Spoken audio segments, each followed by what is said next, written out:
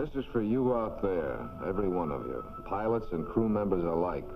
Soon you're going to be flying across the whole face of this globe, over every possible type of terrain, over Arctic, jungle, and desert.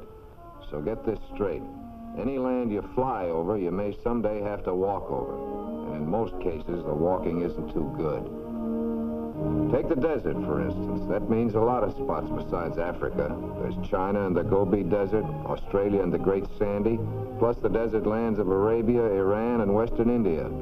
All of them are rough. All of them are dry, hot, and without mercy for the men who don't know them. This is the kind of country where you fry during the day and where you can shiver with cold at night, and where a man would sell his soul for a drink of water. During the North African campaign, a lot of our men found out about this the hard way, which is the only way the desert teaches anything. That's why you'll have to know it. A fight against the desert is a fight to the finish. Pippin and her crew can testify to that. For here's where they crash landed, one day in late summer, far off their course after blasting an Aegean target out of the war, and after paying the enemy for the pleasure of doing it. Yes, they got it right where it hurts the most. Anti-aircraft knocked out one of the engines. Messerschmitts did the rest. The B-24 was riddled from nose to tail. The navigator and radio gunner, both wounded during the fight. Even getting this far was a rugged deal. For the first time, these boys found out just how big, how empty a desert can be. Down here in the middle of nothing, it looked a lot different than it did from 10,000 feet. Yeah, a lot different. Within an hour after they'd crawled out of their ship and got busy, they had a pretty fair idea of the spot they were in. No matter how they tried to ignore it, no matter how they tried to laugh it off. Say, anybody feel warm? Warm? Are you kidding? It's not the heat. It's the humidity. Turn me over when I'm brown on one side, will you, Joe? Quit thinking about it. It'll make you thirstier. And a lot of good that'll do. 5 gallons of water shot to hell. Look, hem stitching. That Messerschmitt pilot must have been a tailor back in Berlin. Hey, when you get your radio fixed up, George, have them drop us a case of cold Coke right away, will you? That's a hell of a joke. If we had a portable transmitter with us, we wouldn't have to wait for that mess in the ship to start working. We'd be out of here by tonight. Well, you knew the one we had in the ship was being repaired. You were there yesterday when Shorty took it over to the radio shop. Why didn't you bring a good one along? Nobody stopped you. Yeah, and in the 15 minutes they gave it to take off, I should have brought a thermos of coffee and fruit juices and checked every emergency kit, too, huh? Well, why didn't you, or Joe, or anybody? Quiet, you guys. Things are tough enough as it is. Besides, whoever thought we'd end up this way? Well, what are we laying around for? Why don't we get out of here? That ship isn't going to fly us out. We got to walk, right now. Cut it out, Phil. No, I mean it, Skipper. Why are we wasting time with all this? What chance have the lieutenant and Shorty got without a doctor? We got to bring one back. We don't even have enough water to lay around here and wait. We're off course. Listen, a man walking out there on the desert has about as much chance of being spotted from the air as he has of finding Hetty Lamar out there behind some sand dune. We're going to stick right here with the ship, as long as we can. Crossing that desert and coming out on top is just about 1,000 to 1 shot. We're going to stay right here for at least 3 days and hope that somebody spots us. After that, then, well, maybe a couple of us will take a shot at going after help. But that's our last and longest chance of them all. All right, men, sit down someplace.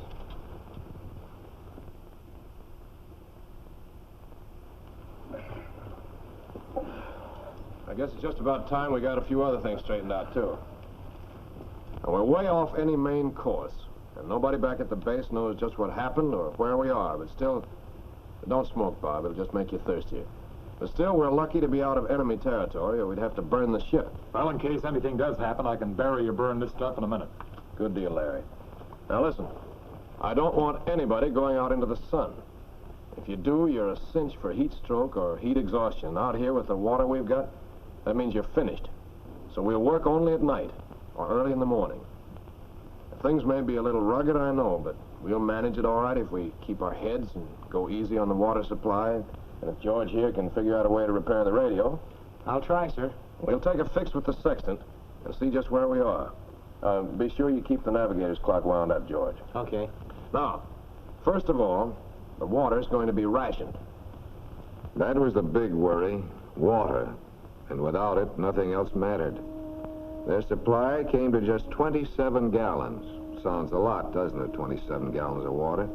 But listen, that was to be split equally with all the crew, except the 2 wounded men who would need more than the others in order to live. For these others, 1 quart per man per day to last them exactly 10 days. And for the first 12 hours, nobody outside of the 2 casualties would get 1 single drop to drink. Tough? Plenty, but adequate, and bearable, and wise. Oh, let's get organized. Gil, do you have any ideas? Yeah. You see that section right over there, beyond that dune? Well, I think that ought to make a pretty good landing strip. It looks solid. There aren't too many big rocks there, and it should be easy to clear. Then if a plane should show up, it could land. We could even rig up a landing tee with one of the parachutes. Soak some rags in oil and make strip players out of them. Well, let's go, guys. Let's get started. Sit down, George. You don't rush things in the desert, and you don't work until it gets dark. Keep your shirt on, too, unless you want to boil. Remember, heat stroke. Now, we've got to get some ground signals out if we don't want to get caught with our pants down. Now, that looks pretty flat up there, and it's fairly high. I think it'd be a good idea if we made some oil and sand fires up there for distress signals. And if we find some bushes, we can burn them, too. We can find the signal we need right here in the emergency manual. By the way, Joe, did you get the signal flares out of the ship? Yes, sir, right here. And signal panels, too. Good You know, enough. we could scrape the camouflage off the top of this wing. And we can spread out our ships in the center section The reading they took that first night showed them to be 400 miles from their base, 60 miles from the nearest marked waterhole. Shelter? Well, this B-24 with its high wing gave them one good break, a natural roof. No, that fire isn't for warmth, it's for cooking. And you can make a stove out of any old can. Just use some sand drenched with oil and a little gasoline to get it started. And speaking of dinner, remember the desert heat hastens the spoilage of food, so don't let it stand in open containers. Their tent, made for the cool nights, if 102 degrees can be called cool, was built out of tubing and parachute cloth. As a matter of fact, you'll find parachutes are invaluable for countless things, for screens, for shades, for sleeping bags. But signaling an airplane was their one big hope, and George got busy on landing strip markers. Filled with well-oiled sand, dropped in a cloth wick, light, and you're in. After scraping paint off the wing for a while, Phil decided that an easier way to get a reflecting surface was just to use cowling, or any piece from the interior of the ship that already had a shiny surface. Joe's detail was signal fires, and that's where the oil cans came in again. In daytime, when a trail of smoke is worth a dozen fires, he'll add rubber to the oil-sand mixture. But now, a flame's the thing. No rubber, less oil, more gas. There'll be 9 of those fires, set in one large cross, the sign that medical help is needed. But help, when it comes, needs a place to land. So Gil and Bob are clearing a strip for an emergency runway. Since the landing lights hadn't been broken when they came down, Sam and Larry took them out of the wings and spliced enough wire together to hook them up to the batteries. Well, the lights ought to send our beams up pretty high. Yeah. We'll have to run up the engines, though, if we use up much of the juice in the batteries. Hey, did you count those Barry pistol cartridges? Yeah. Now, the way I figure, we can send one up every 2 hours. That'll be 4 a night, and we'll have enough for 12 days. Okay? I don't know. Maybe we'd better make it 3 a night. That'll leave us a reserve. Roger. Well, let's say we light up the work, see what it looks like. Okay with me. I'm all for getting picked up right now.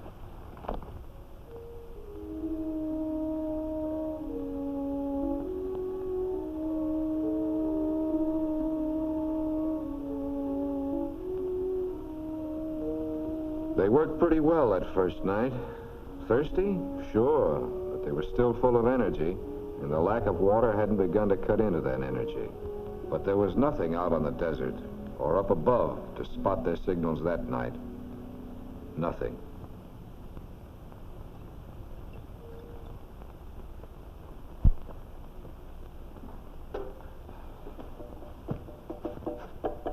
Phil, what are you doing? Taking my share of the water and getting out of here. Why, you're a screw. You'd be lost in an hour. Give me You that. haven't a chance out there on your own, kid. Nothing's gonna pick us up listen to here. me. Somebody's gotta go. Listen to me, Phil. You don't know what you're doing. We gotta stick together. Suppose you don't come back, then we gotta go looking for you. That'll take more water. Now, if you don't care about yourself, think of the rest of us. I don't want anybody to go looking for me. If I make it, it's okay. We're all okay. If I don't, it's my business. Boy, you stupid little jerk, Okay, sucker. Get into your straitjacket and take. Sure, I'm crazy. You guys are sane. Only remember, what you're doing is desertion.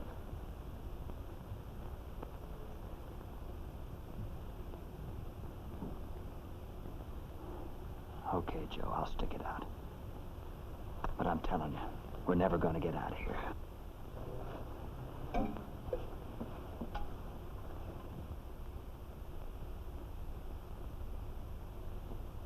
The start of the second day, with the temperature topping 100 degrees before 9 o'clock in the morning. Hot, burning days, nights that bring little relief. That's the summer desert for you. In the winter, you've got the rain and nights that are really cold. And winter or summer, there may be sandstorms. Any way you look at it, it's never any good. Shorty. Yeah, take it slow now. Easy does it. There. Feel better? As soon as you get a little stronger, you'll have to give George some tips on how to fix the radio. He can't get a peep. Let's start fanning him, Joe. Yes.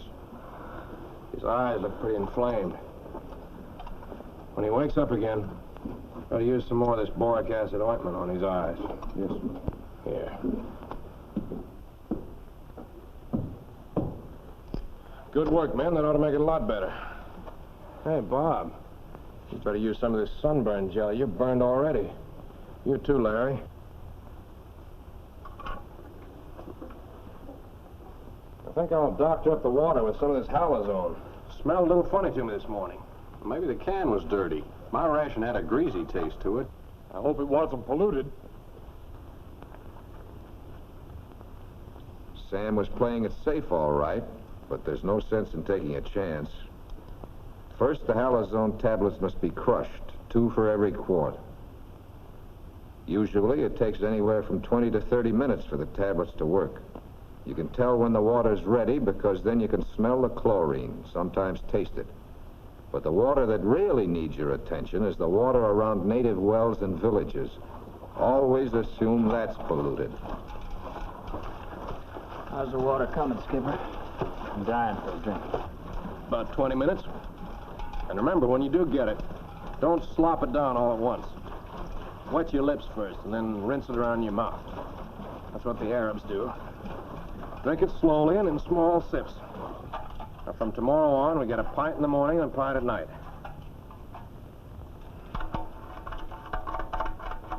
Skipper, Jim's coming too. Get him a tube, Joe. We'll give him a drink. How are you, Jim? How are you feeling, boy?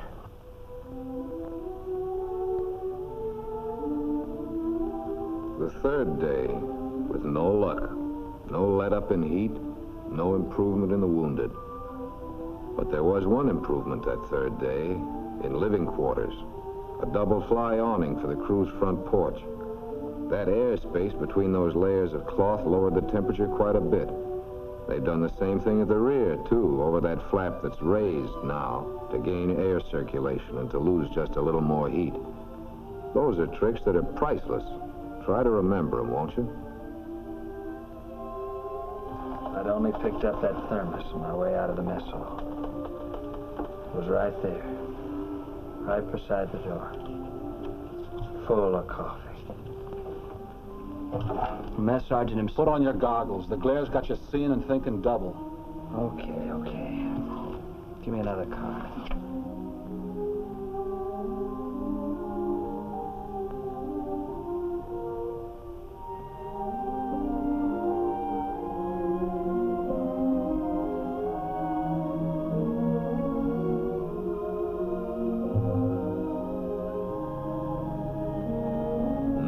No results at all from their signals.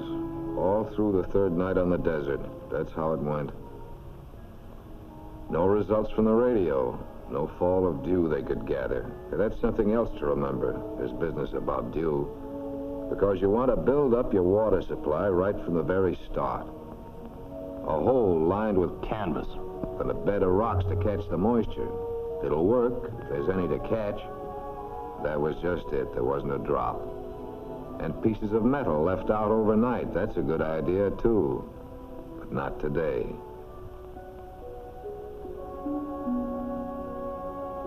Not even on the wing of the plane.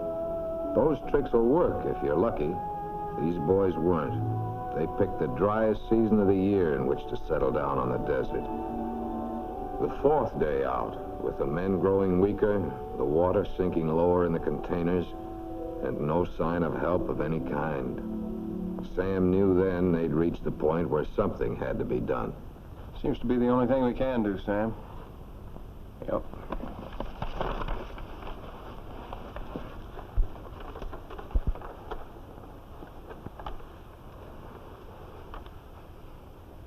Well, I guess this is the day, man. Nothing's shown up, and we gotta do something about it. Look.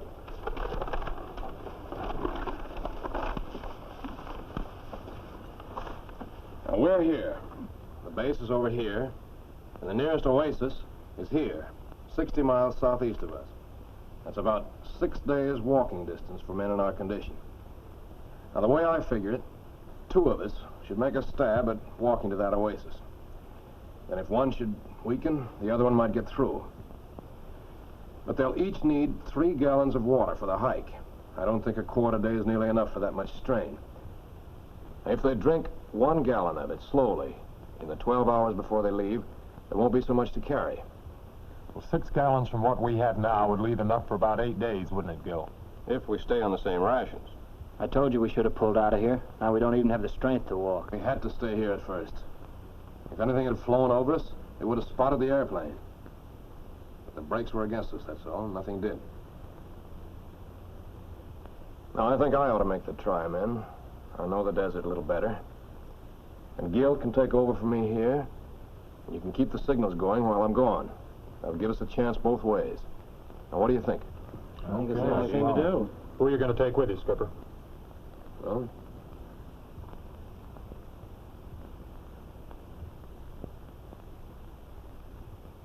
how about you, Bob? You seem to be holding up all right. I'm for it, Skipper. Good. But now understand this one thing very clearly. Gil is going to be the boss around here. And whatever he says about rations or anything else goes. Is that understood? Jack? Sure. Fine. Well, I'm going to start tonight. You have to travel light in the desert or you just don't travel far. Water, you'll take a maximum load of that, and that means a minimum of everything else. Sam took only the essentials. Goggles, compass, flashlight, knife, matches, bandages, eye salve, iodine, sunburn lotion. And then came the food items from the K rations. Biscuits, fruit and chocolate bars, dextrose tablets.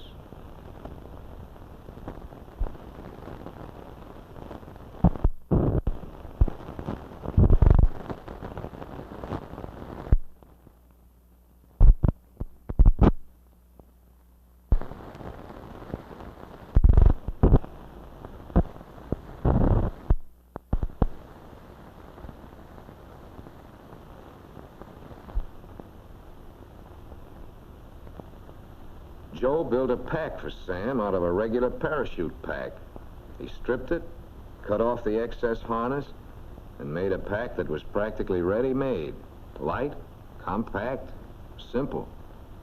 It proves the point, all right. A little ingenuity can turn a dozen ordinary parts of a plane's equipment into a whole kit of life-saving tools. Can make the difference between give up and keep going.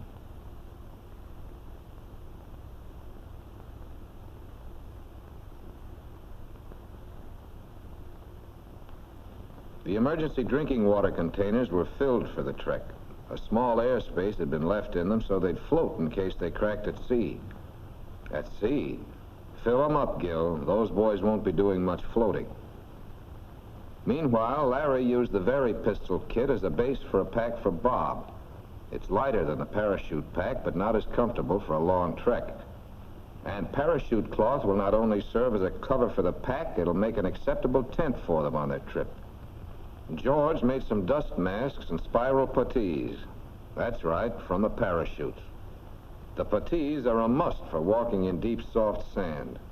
And he traded shoes with Bob because nothing short of GIs can take that desert trek. Remember that, will you? Always fly in shoes you can walk home in if that's what you've got to do. And Phil turned out some walking sticks, hollow tubing that would also double as tent poles later on. By 2100 that night, after a couple of hours' sleep, they got ready to go. Sam planned on traveling until daybreak. He wanted to make 25 miles the first 2 nights and average about 10 a night from then on.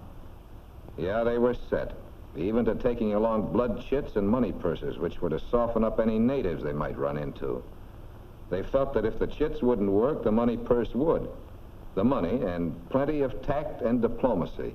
Always a must with natives, desert, jungle, or anywhere else. Well, that was that. Let's try this thing on, Skipper. Swell. That's fine. You don't want That's the buckle tight under your arm. No, this a little. That's it. Okay.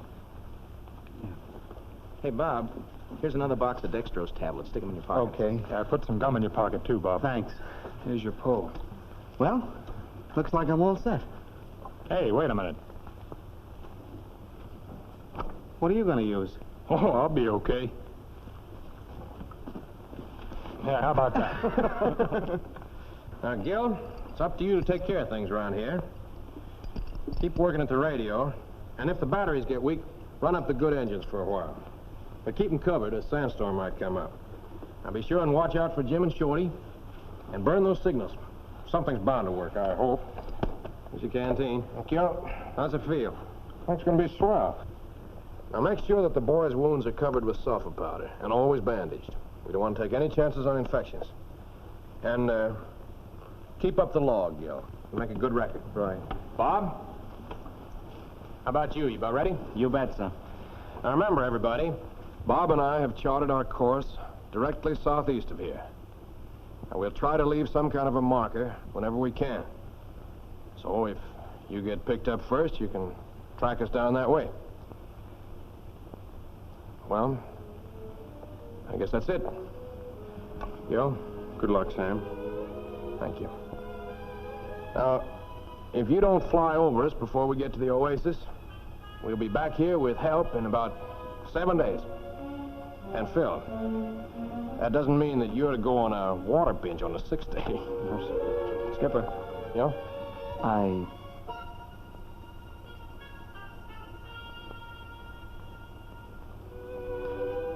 Would you take this?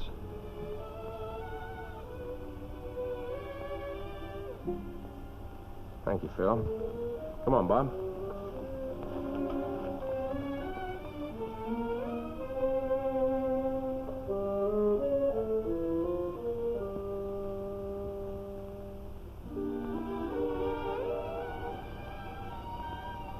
Well, come on, fellas. Let's get those fires fed and set the signals.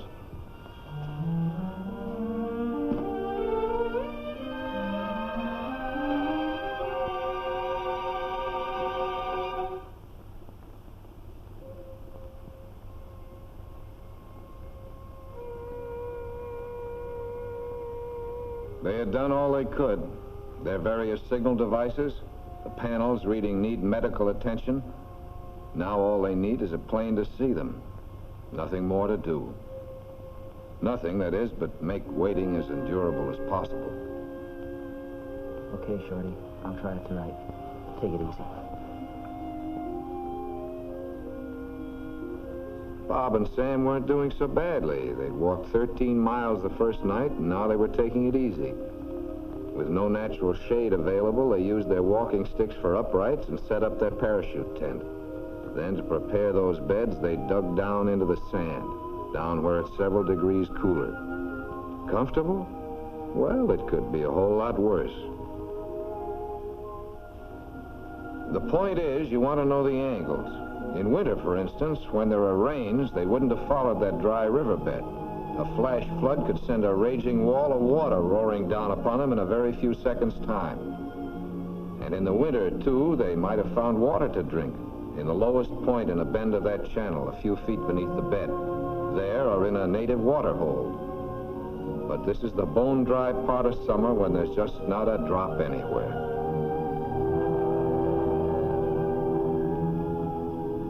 The temperature under that wing August the 6th was 129. 129. You perspire in that kind of weather no matter how still you are. And you sweat the salt from your body. That's not good, because a lack of that salt can cause cramps and heat exhaustion. Salt tablets? Sure, they're just what you need, if you've got plenty of water. But these lads haven't, so they're doing the next best thing. They keep their perspiration to a minimum and conserve what salt they have in their system.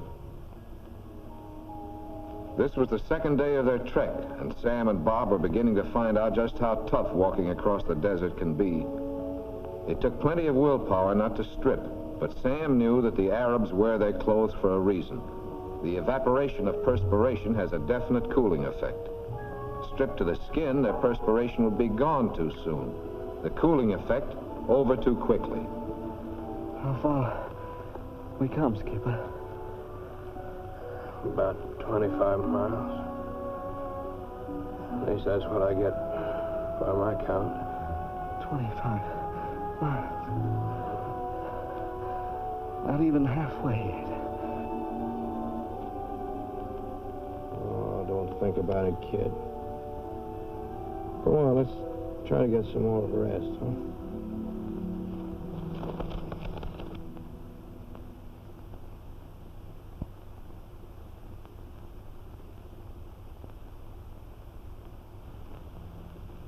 When you get this weak, you may be tempted to drink any liquid. The alcohol in your compass, your own urine, gasoline, or even oil. Don't. That's the quickest way to lose the fight. It takes willpower and guts to stand the gaff. Remember, a lot of good men have beaten the desert. It's tough, but it can be done. Hey, don't be a chump.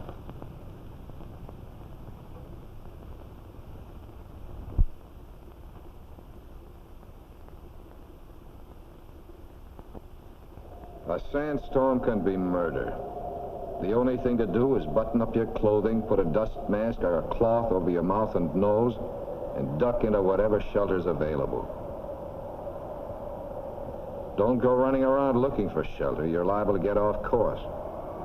And if the sand starts piling up around you, roll over.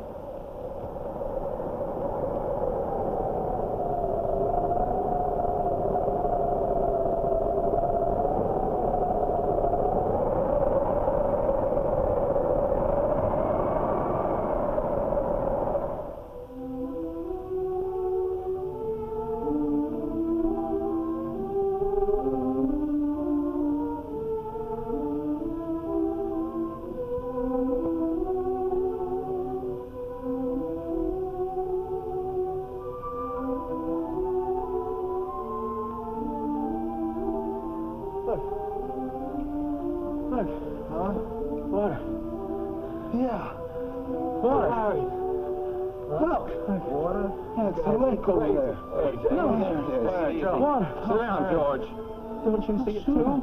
Sure, I see. It's a little lake that wasn't there. Haven't you guys ever heard of a mirage? Take it easy.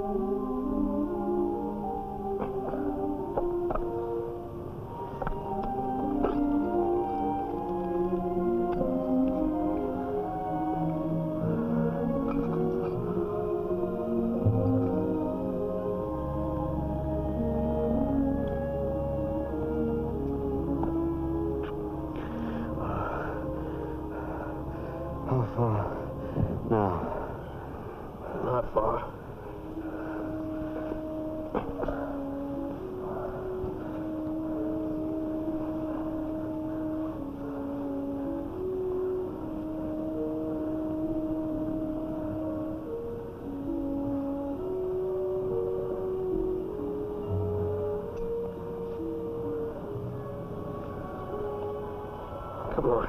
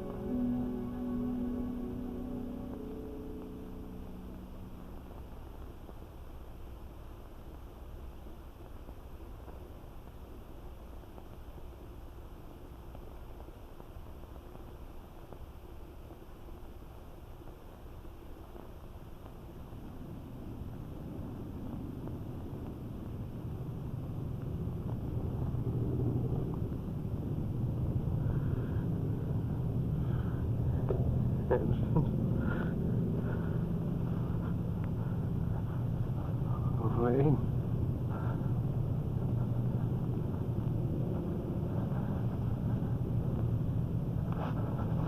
Wayne. Get up, George. Phil, what is it? The plane. The plane? Runway. Phil, flares. Signals, Joe. George, start. Come on.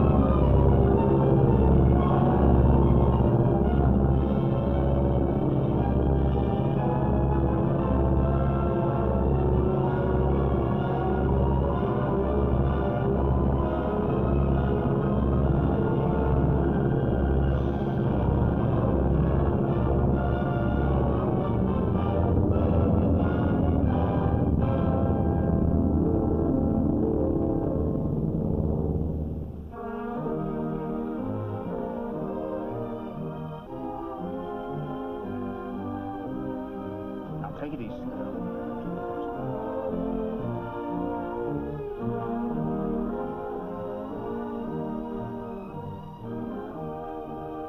Two of our men, Skipper and Bob, went for help. It's all right, old man. They sent us, and they're okay. Have another. It's on me. Yes, these boys beat the rap. Beat the desert with a combination of brains and guts and luck. Learned to stay alive the hard way. And so, a little less than 1 month later, at a desert base in North Africa, the crew of the Pippin rejoined its group and was back in operational flight. The crew of Pippin II, that is.